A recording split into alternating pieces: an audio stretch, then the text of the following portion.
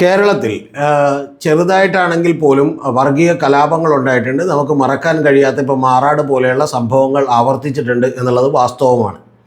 പക്ഷേ അപ്പോഴൊക്കെ പോലും അല്ലെങ്കിൽ അതിനുശേഷം വന്ന തെരഞ്ഞെടുപ്പുകളിൽ പോലും കാണാത്ത രീതിയിലുള്ള ഒരു വർഗീയ പ്രചരണമാണ്, അല്ലെങ്കിൽ മതത്തെയും അതുപോലെ തന്നെ ദൈവവിശ്വാസത്തെയും ഒക്കെ പ്രയോജനപ്പെടുത്തിക്കൊണ്ടുള്ള ഒരു വർഗീയ പ്രചരണമാണ് ഈ തെരഞ്ഞെടുപ്പിൽ, ഈ 2026 നിയമസഭയിലേക്ക് നടക്കുന്നത് എന്നുള്ളത് നമുക്ക് പറയാതെ വയ്യ. കഴിഞ്ഞ തവണയൊക്കെ തന്നെ ചില ഉപതെരഞ്ഞെടുപ്പുകളിൽ ഇത്തരത്തിലുള്ള പ്രവണതകളൊക്കെ കണ്ടിട്ടുണ്ട്. ഇപ്പോൾ അരുവിക്കര ഉപതെരഞ്ഞെടുപ്പ് നടക്കുമ്പോൾ അത്തരത്തിലുള്ള ചില പ്രവണതകൾ കാണുകയും വർഗീയമായിട്ടുള്ള പ്രചരണങ്ങൾക്ക് ആക്കം കൂടുകയും ഒക്കെ ചെയ്തിരുന്നു. അപ്പോൾ ഇതിൻ്റെ ഏറ്റവും ആദ്യമായിട്ടുള്ള ബേസ് എന്ന് പറയുന്നത് ഒരു BJPയുടെ രാഷ്ട്രീയ അജണ്ടകൾക്ക് കേരളത്തിലേക്ക് വലിയ പ്രാമുഖ്യം കിട്ടുന്നു എന്നുള്ളതാണ്.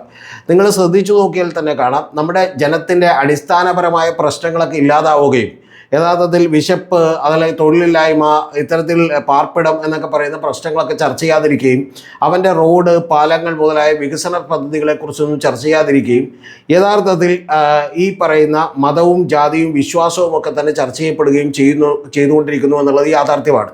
ഇന്ത്യയിൽ മറ്റ് പല സ്ഥലങ്ങളിലും അങ്ങനെ തന്നെയാണ്. ഇപ്പോൾ ഒറീസയിൽ നടക്കുന്ന കഴിഞ്ഞ ഏറ്റവും ഒടുവിൽ നടന്ന തെരഞ്ഞെടുപ്പാണെങ്കിലും, അല്ലെങ്കിൽ അഖിലേന്ത്യാ തലത്തിൽ നടന്ന 2024 ലോക്സഭാ തെരഞ്ഞെടുപ്പാണെങ്കിലും, ഇത്തരത്തിലുള്ള എല്ലാ തെരഞ്ഞെടുപ്പുകളും തന്നെ ഇത്തരത്തിൽ ദൈവവും മതവും വിശ്വാസവും ഒക്കെ ആയിട്ട് ബന്ധപ്പെടുത്തിയാണ് പ്രചരണങ്ങൾ നടന്നുകൊണ്ടിരിക്കുന്നത്.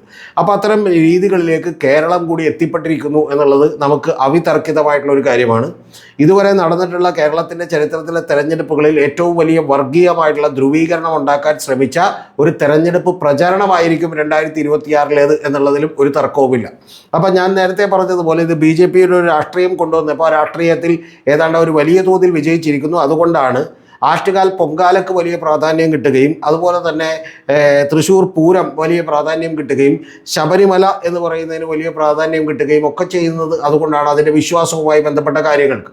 നിങ്ങളൊക്കെ ഒന്ന് ആലോചിച്ച് നോക്കണം, രാഹുൽ ഗാന്ധി കേരളത്തിൽ വന്ന് പ്രസംഗിക്കുമ്പോൾ ശബരിമല അയ്യപ്പനെ വിശ്വസിക്കാത്തവർക്ക് എങ്ങനെയാണ് ജനത്തെ സേവിക്കാൻ കഴിയുക എന്ന് പറയുന്ന ചോദ്യങ്ങളടക്കം ചോദിച്ചുകൊണ്ട് അങ്ങേയറ്റം മതപരമായിട്ടുള്ള കാര്യങ്ങളെ യൂസ് ചെയ്തുകൊണ്ടുള്ള ഒരു പ്രചരണ രീതിയാണ് അവലംബിച്ചത്.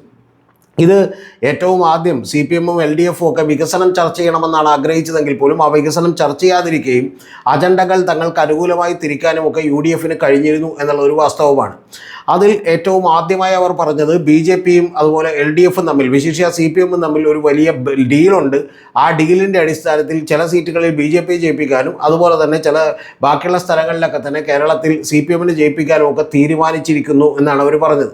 അപ്പോൾ ഇതൊക്കെ പറയാനുള്ള പ്രധാനപ്പെട്ട കാരണം എന്താണെന്ന് വെച്ചാൽ, ഞാൻ നേരത്തെ പറഞ്ഞതുപോലെ അവർക്ക് വലിയ തോതിൽ വിജയമുണ്ടാക്കിയ 2019-ലെയും 2024-ലെയും ഒക്കെ ലോക്സഭാ തെരഞ്ഞെടുപ്പുകളിൽ സംഭവിച്ചത് എന്താണ് എന്നുള്ളത് അവർ കൃത്യമായി പഠിച്ചിട്ടുണ്ട്. അങ്ങനെ 2024 ലോക്സഭയിൽ സുനിൽ കനകോലുവിൻ്റെയൊക്കെ ഒരു ഡാറ്റാ സയൻസിൻ്റെ അനാലിസിസ് പ്രകാരം വളരെ കൃത്യമായി അവർ കണ്ടെത്തിയത് മുസ്ലിം മതവിഭാഗത്തിലെ വോട്ടുകളൊക്കെ തന്നെ ഒരു എൻ ബ്ലോക്കായി വളരെ കൃത്യമായി കൺസോളിഡേറ്റഡായി അവരിലേക്ക് എത്തിച്ചേർന്നിരിക്കുന്നുവെന്നും അത്തരത്തിൽ ന്യൂനപക്ഷ വോട്ടുകളെ കൺസോളിഡേറ്റ് ചെയ്യാൻ കഴിഞ്ഞിട്ടുണ്ടെങ്കിൽ പിന്നെ വിജയം കുറേ കൂടി എളുപ്പമാണെന്നും അത് ഗംഭീരമായി വിജയമുണ്ടാക്കാനുള്ള ഒരു സ്ട്രാറ്റജിയാണെന്നും അവർക്ക് മനസ്സിലായിരുന്നു. അപ്പോൾ അത്തരത്തിലുള്ളൊരു സ്ട്രാറ്റജികളിലേക്കാണ് ഏറ്റവും ആദ്യമേ തന്നെ കേരള രാഷ്ട്രീയത്തെ കോൺഗ്രസും അതുപോലെ UDF-ഉം ഒക്കെ വലിച്ചു കൊണ്ടുപോയത്.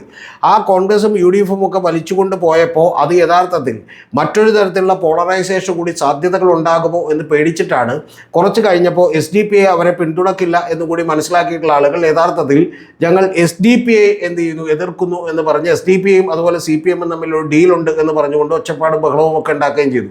ഇതൊക്കെ ഉണ്ടാക്കിക്കൊണ്ടിരിക്കുമ്പോൾ തന്നെയാണ് നിങ്ങൾ അറിയേണ്ടത്, മഞ്ചേശ്വരത്ത് AKM അഷ്റഫിനെ പിന്തുണക്കുന്നതിന് വേണ്ടി അവിടെയുള്ള ഒരു SDPI സ്ഥാനാർത്ഥിയെ മുസ്ലിം ലീഗും അതുപോലെ തന്നെ സമസ്തയും കൂടാതെ കുഞ്ഞാലിക്കുട്ടിയും ഒക്കെ ഇടപെട്ട് പിൻവലിപ്പിച്ചത് എന്നുള്ളത് കൂടി നിങ്ങളൊന്ന് ആലോചിക്കണം.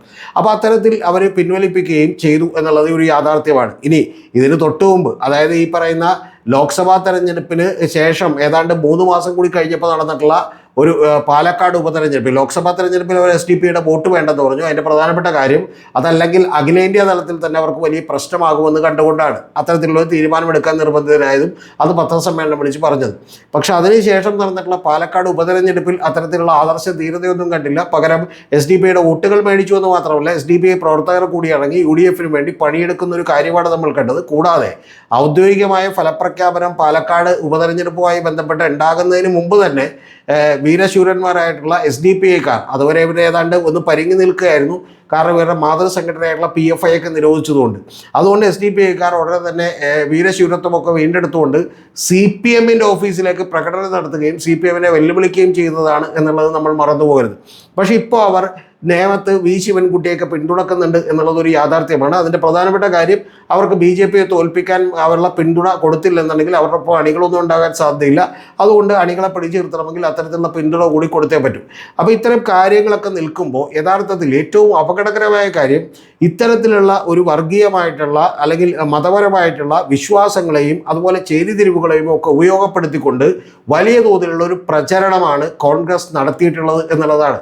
ആ കോൺഗ്രസ് ജയിക്കാനുള്ള എളുപ്പവഴി അതാണെന്ന് കോൺഗ്രസ് കണ്ടെത്തിയിരിക്കുന്നു. അത്തരത്തിലുള്ളൊരു പ്രചരണമാണ് നടത്തിയിട്ടുള്ളത്. അതുകൊണ്ട് തന്നെ ഇത് ചരിത്രത്തിലെ തന്നെ ഏറ്റവും വലിയ വർഗീയ വിഭജനങ്ങളിലേക്ക് നീണ്ടാവുന്ന ഒരു ഇലക്ഷൻ ആയിരിക്കും, ചരിത്രത്തിൽ രേഖപ്പെടുത്തപ്പെടേണ്ട ഒരു ഇലക്ഷൻ ആയിരിക്കും.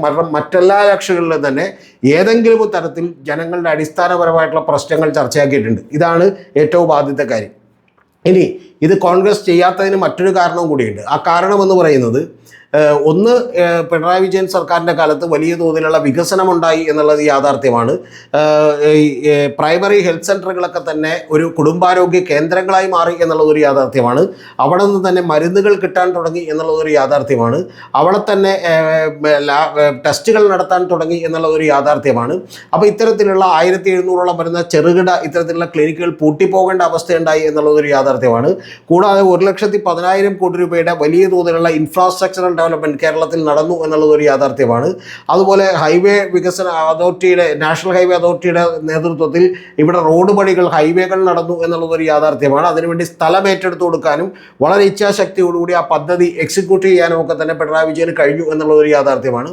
അപ്പോൾ ഇത്തരത്തിലുള്ള കാര്യങ്ങളൊക്കെ തന്നെ ഉള്ളപ്പോൾ ഒരു വികസനം എന്ന് പറയുന്ന ഒരു അജണ്ട ചർച്ചയായിട്ടുണ്ടെങ്കിൽ ഞങ്ങൾക്ക് പിടിച്ചു നിൽക്കാൻ കഴിയില്ല എന്നുകൂടി കോൺഗ്രസിന് അറിയാം.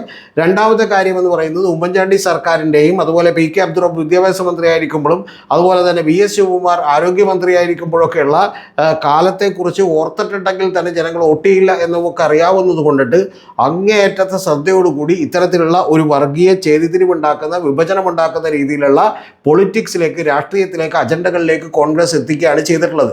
അത് അവരുടെ ഒരു ഗതികേട് കൂടിയാണ്. VD സതീശനൊന്നും കുറ്റം പറയാൻ പറ്റില്ല. കാരണം എന്ന് വെച്ചാൽ പഴയ കാലത്ത് ഉമ്മൻചാണ്ടിയൊക്കെ ചെയ്തിരുന്നത് അങ്ങേയറ്റം കുത്തഴിഞ്ഞൊരു ഭരണമായിരുന്നു എന്നുള്ളത് നമുക്കറിയാം. കാരണം ഒന്നാമത്തെ കാര്യം 2 സീറ്റിൻ്റെ പിൻബലം മാത്രമേ, അല്ലെങ്കിൽ 72 സീറ്റുകളുടെ പിൻബലം മാത്രമേ അവർക്ക് ഉണ്ടായിരുന്നുള്ളൂ.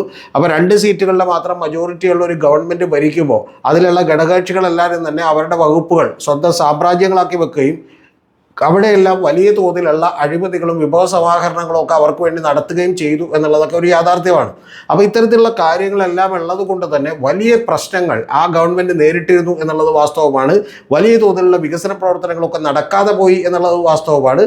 പക്ഷേ ഉമ്മൻചാണ്ടിയൊക്കെ ചില പദ്ധതികൾക്കൊക്കെ വേണ്ടി ശ്രമിച്ചിരുന്നു എന്നുള്ളതൊരു യാഥാർത്ഥ്യമാണ്. പക്ഷേ അതൊന്നും കൃത്യമായി എക്സിക്യൂട്ട് ചെയ്യാൻ പറ്റുന്ന രീതിയിലുള്ള ഒരു ഇച്ഛാശക്തി അദ്ദേഹത്തിന് ഉണ്ടായിരുന്നില്ല.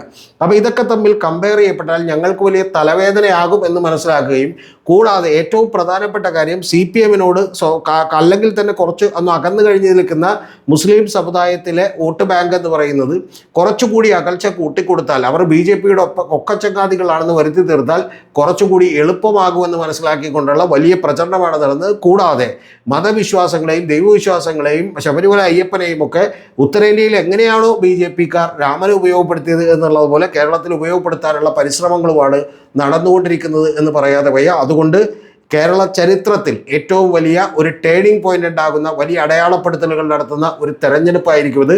ആര് തന്നെ ജയിച്ചാലും വരാനിരിക്കുന്നത് കേരളത്തിന് വൻ നഷ്ടമാണ്. കാരണം ഇത്തരത്തിൽ മതപരമായിട്ടുള്ള, ജാതീയമായിട്ടുള്ള, ഈ പറയുന്ന മതവിശ്വാസങ്ങളെ പിടിച്ചുള്ള, ദൈവങ്ങളെ പിടിച്ചുള്ള വിഭജനം കേരളത്തിൽ കുറച്ചുകൂടി കൂടിക്കൊണ്ടിരിക്കുന്നു. അതിന് ആക്കം കൂട്ടാനാണ് ഈ തെരഞ്ഞെടുപ്പിൻ്റെ പ്രചാരണങ്ങൾക്ക് കഴിഞ്ഞത് എന്നുള്ള ദുഃഖകരമായ ഒരു യാഥാർത്ഥ്യം കൂടി എൻ്റെ പ്രിയപ്പെട്ട പ്രേക്ഷകരോട് ഞാൻ പങ്കുവെക്കുന്നു.